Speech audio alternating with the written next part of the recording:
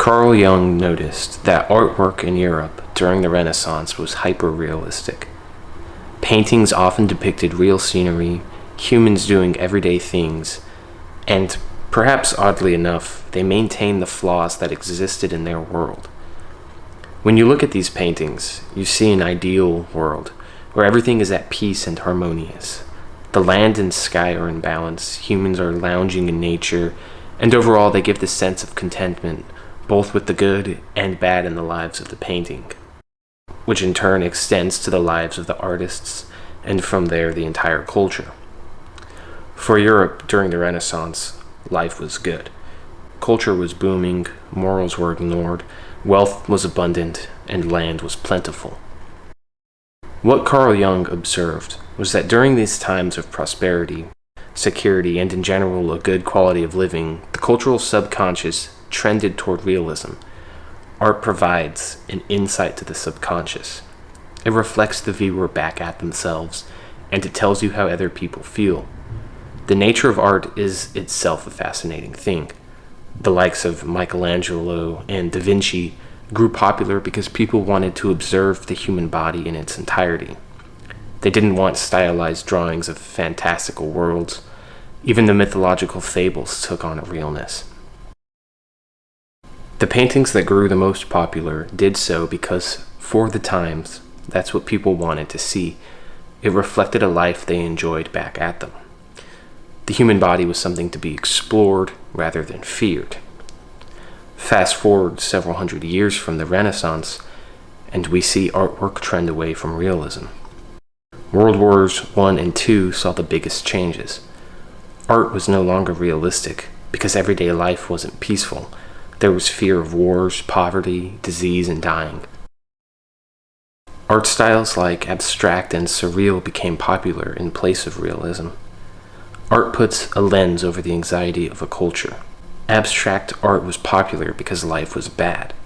It's like an unconscious escapism, where the painting of verdant hills and clear blue water was popular in the past because that was relatable to the average person at the time. Now it's the strangeness and zaniness of a painting that draws viewers in. It reflects what they feel: anxiety, depression, chaos, uncertainty. The flaws that were once praised for their realism became either exaggerated or completely hidden. Culture heroes have to be perfect, while everyday people need to flaunt their shortcomings and mistakes.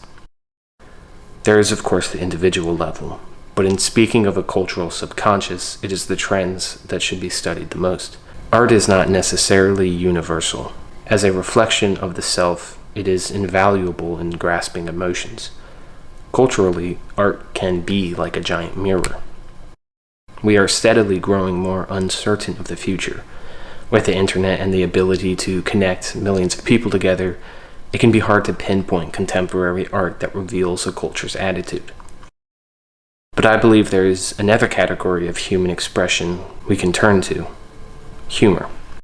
If you've been online, you have most likely seen comparisons between generations, oftentimes about humor.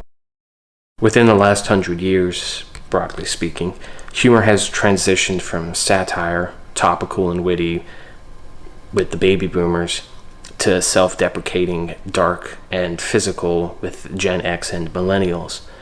Harmful situations, violence, jokes about death and injury, all things a baby boomer would stereotypically be horrified to hear. Millennial and Gen X humor is almost directly opposite from the humor of their predecessors, purposefully so. It is reactionary, attention-seeking.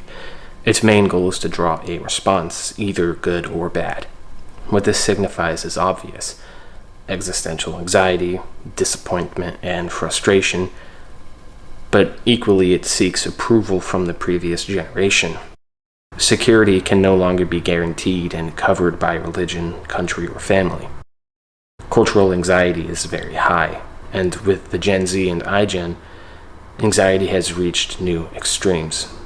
Humor is more chaotic than ever, more open to joking about real traumatic events, not in a feel-good way, but in an accepting and acknowledging attitude. Humor is such an interesting facet of language that I think studying the humor of cultures can be important for diagnosing a culture. What humor says about culture now is that the future is so uncertain that humor has become funny based on its unpredictability. There is no punchline in the structure of jokes, like in the more secure times of the baby boomers, or even the purposefully deprived anti-jokes of millennials. But humor now will not end in a punchline. Rather, it changes to a different joke or a reference to something in pop culture, or nothing at all. Anxiety is rampant, which causes the body, or in this case, the culture, to connect things in ways previously unheard of. Think of it as a defense mechanism. When stressors are overwhelming, the opportunity to deal with those stressors is no longer confined to a sober mind, creating new ideas and solutions. What's become of media today, movies, TV, music, art, is a result of this anxiety. What I mean is the lack of originality. Movies and music in the 80s, 90s, and very early 2000s is considered by many to be the best, partly for the nostalgia and partly because most things since have been reproduced, modern and overly culturally aware copies.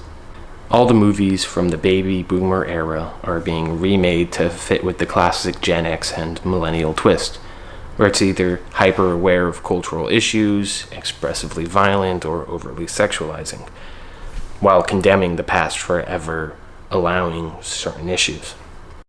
The repetition of common themes and stories is evidence of this anxiety. It is an attempt to return to childhood feelings when people felt more secure and innocent.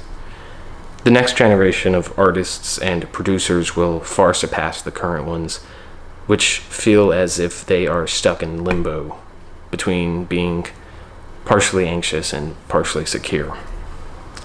I want to be clear that there is still the individual level, even location or demographic can vary greatly.